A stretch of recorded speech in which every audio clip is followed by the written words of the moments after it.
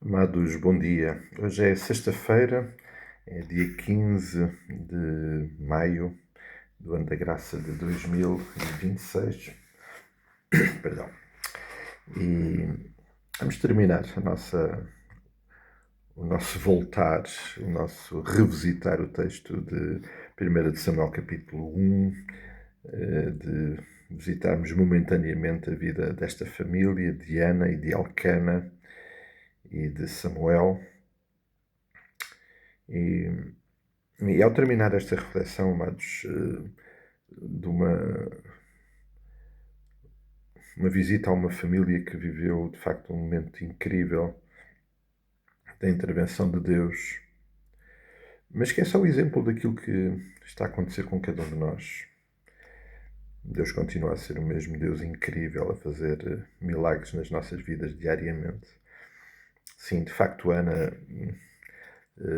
tem uma experiência particular, sendo estéril, clamou ao Senhor por um filho, Deus a abençoou, ela fê-lo determinada no seu coração em honrar essa bênção, e por isso determinou logo no seu coração que aquilo que recebesse do Senhor lhe iria entregar totalmente. É isso que fica muito claro no versículo 11 do capítulo 1 de 1 de Samuel.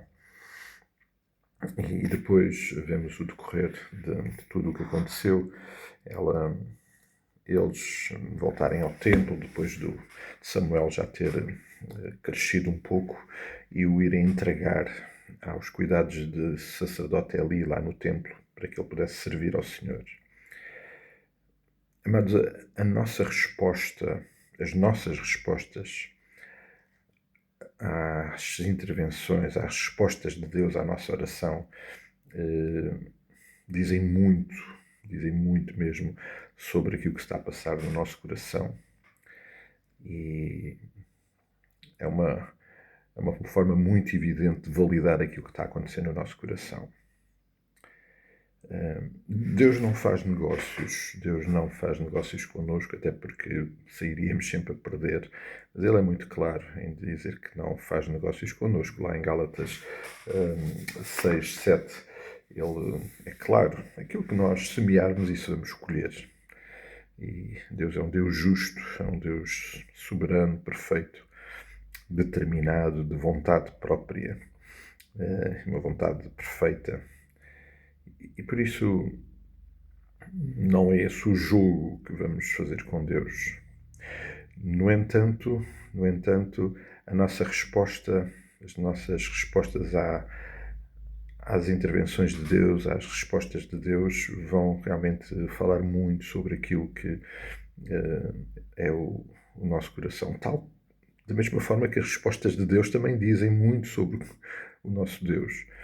E a verdade é que as respostas de Deus são sempre perfeitas, boas, agradáveis, mesmo quando aos nossos olhos isso não o parece. Mas as respostas de Deus são sempre manifestações claras do coração dele. E o coração de Deus é perfeito, é único.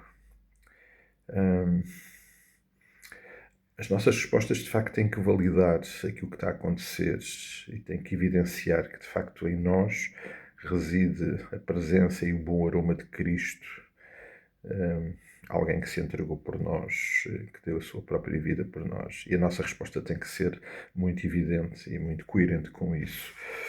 Nós podemos olhar para este texto e perceber que a vida de Ana e de Elcana foi muito abençoada. Eles depois tiveram mais 5 filhos. Deus abençoou muito aquele lar.